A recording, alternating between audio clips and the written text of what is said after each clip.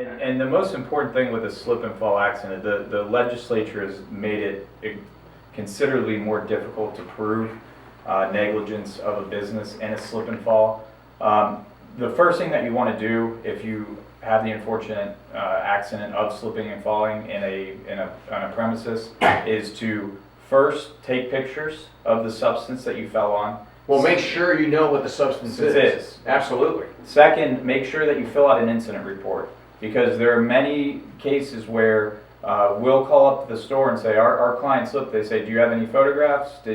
Was there an incident report filed? No. Yeah, the store or the place of business definitely needs to know that it happened. Do not leave without reporting it. Right, but there's something that they have to be cautious about, because I've actually seen this in one of my cases where they did fill out the incident report, but contained in that incident report and what they signed off on was basically a hold harmless. Oh, wow, They basically okay. waived any kind of claim. So not only do they need to Do not sign report, anything. Report it, but don't sign it. but, well, they could sign it, but they should at least read it carefully, or say, hey, let me take this with me. Yeah. Let me get it to my attorney, maybe they can review it. Because I did see that in one case, and Very tricky. I think that it affected the client in negative ways. Oh, I'm sure it did. You gotta be careful, because all these businesses. Yeah, I would be cautious about will be trying signing to fight these anything things tooth without and nail. properly reading it. Yeah. And I would give any client that does suffer a slip and fall event is not only to try to take a picture of the substance that you slipped and fell on, but also, and this is something that I've been thinking about recently, look up.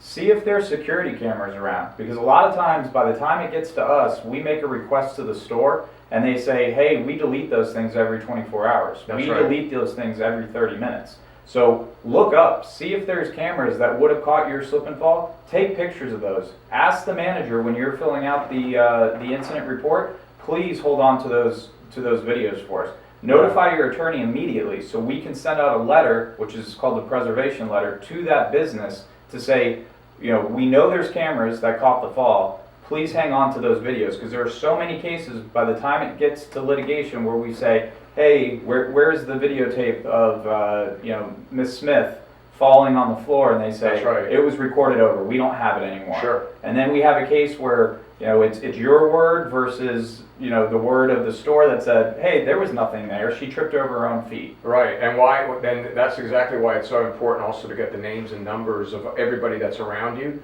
because they're potential witnesses. So that will allow us to be able to do our due diligence and contact those individuals and see exactly what they saw, because that may be the key. That may be the smoking gun to being able to recover on behalf of the client. And a lot of times, though, the clients will say, well, this employee came up to me and said they knew that there was something on the floor and they were going to clean it, or they just didn't clean it. What's their name? I don't know. What do they look like? Well, they're Hispanic, or they're African American, or they're white.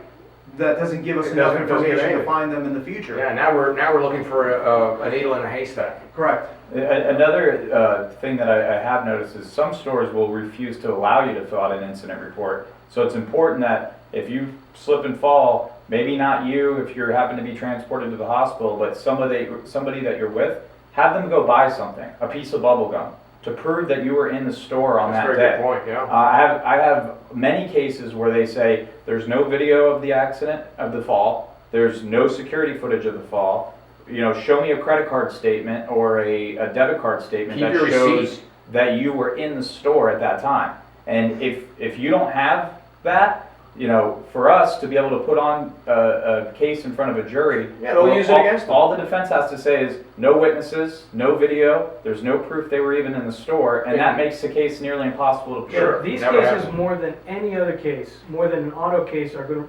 require evidence, and is going to require some legwork from the client and a client that's going to be aware of what's going on and to take these notes, because once that opportunity is passed, It's gone. It's we gone may not be forever. able to help them. That's exactly right. Right, So that again, evidence that exists at the time could very easily disappear, and it makes our case very difficult That's exactly to right. be able to proceed. And be aware, don't just take a picture of the area of, hey, this is the puddle I slipped on. Take a picture, go the area, around, yeah. because they'll say, well, there was a wet floor sign over there, you just didn't see it in your picture. Yeah. You want to give the jury the the best angle where they can imagine themselves in your shoes on that day in the store, where there's as little doubt as possible.